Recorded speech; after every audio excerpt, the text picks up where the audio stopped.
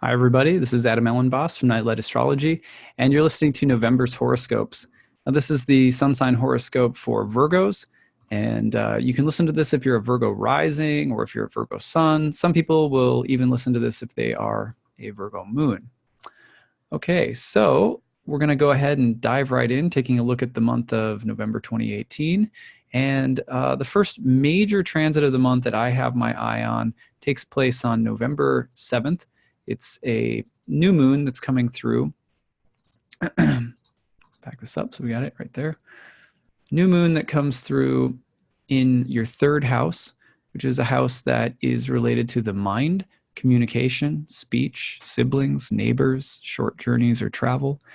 So you've recently had Venus retrograde in this third house. And so there's definitely been an emphasis lately, but also for the past year, as Jupiter in Scorpio has been in your third house since last autumn.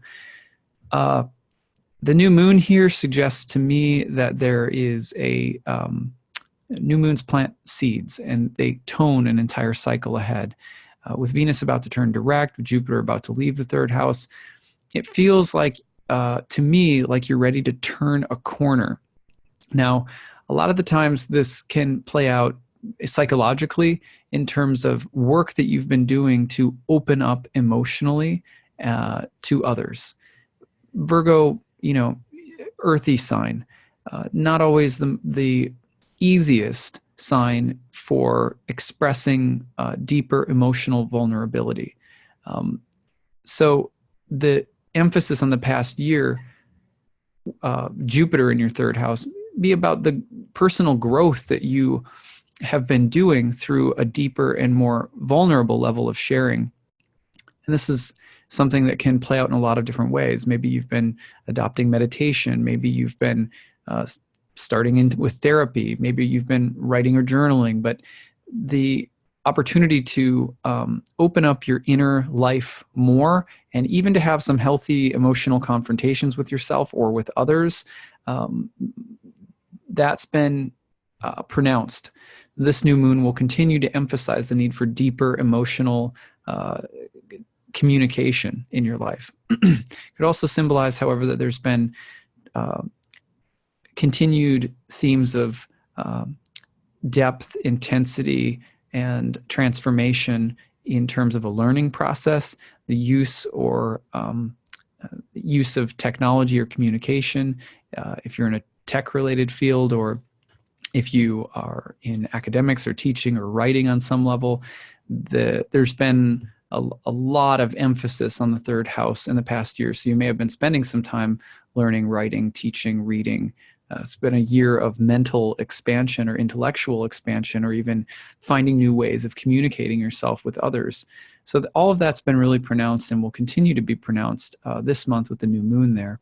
Now, meanwhile, all month long, Venus is continuing her retrograde in your second house opposite Uranus and Aries in the eighth house.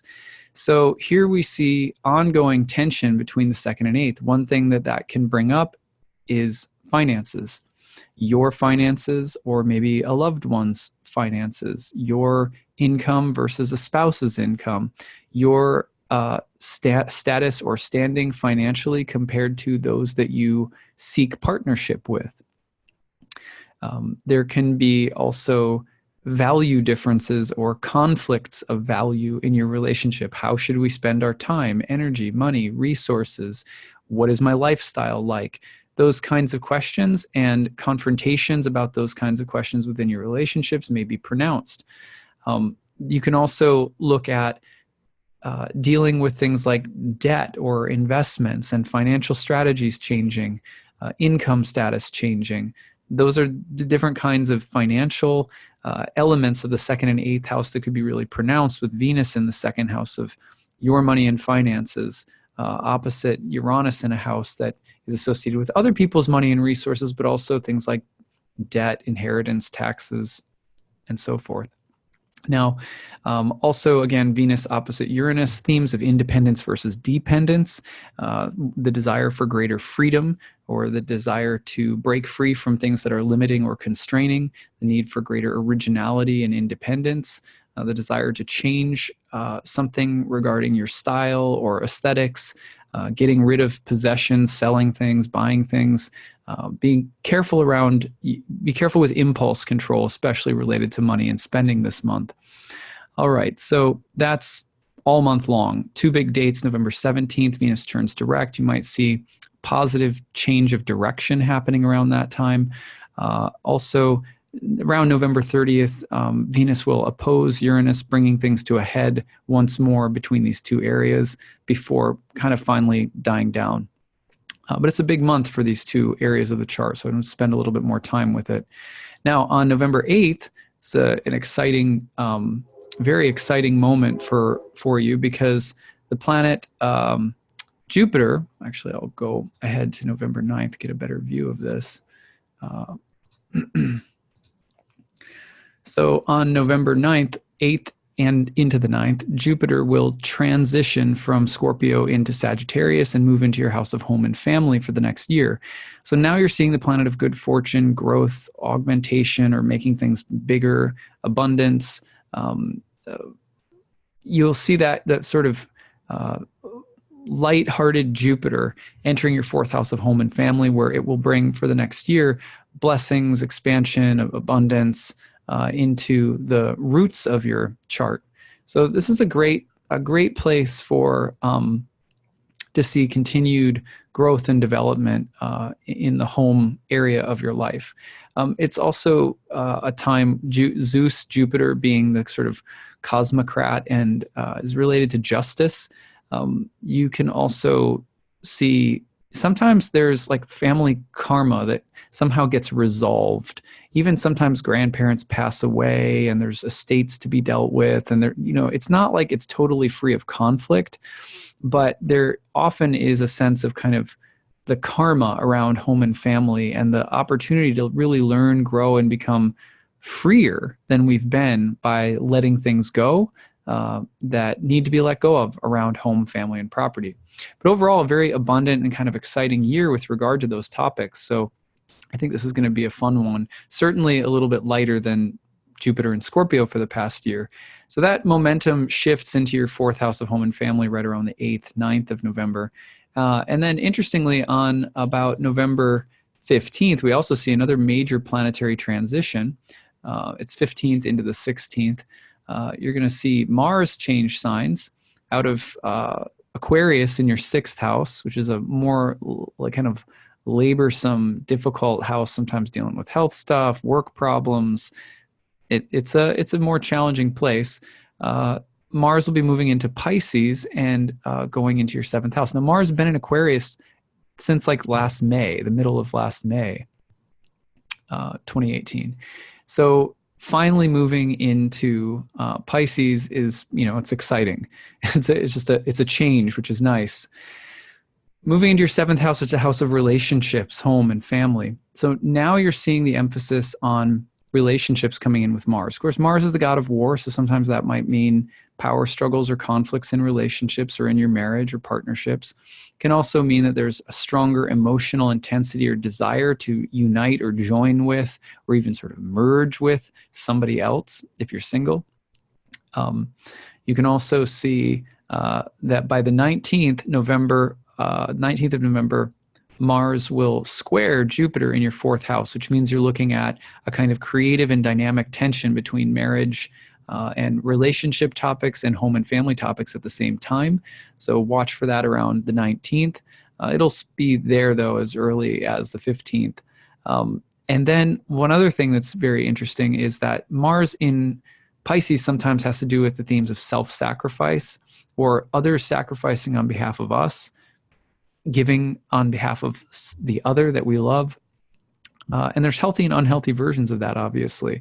So these themes of sacrifice and the home and the family, this 4th house, 7th house tension becomes really dramatic right around the last part of the month. For example, if you keep going on into the 17th, it says if 2 planets changing direction at once, Venus will be turning direct while Mercury is turning retrograde in your 4th house of home and family, square to Neptune in your 7th house.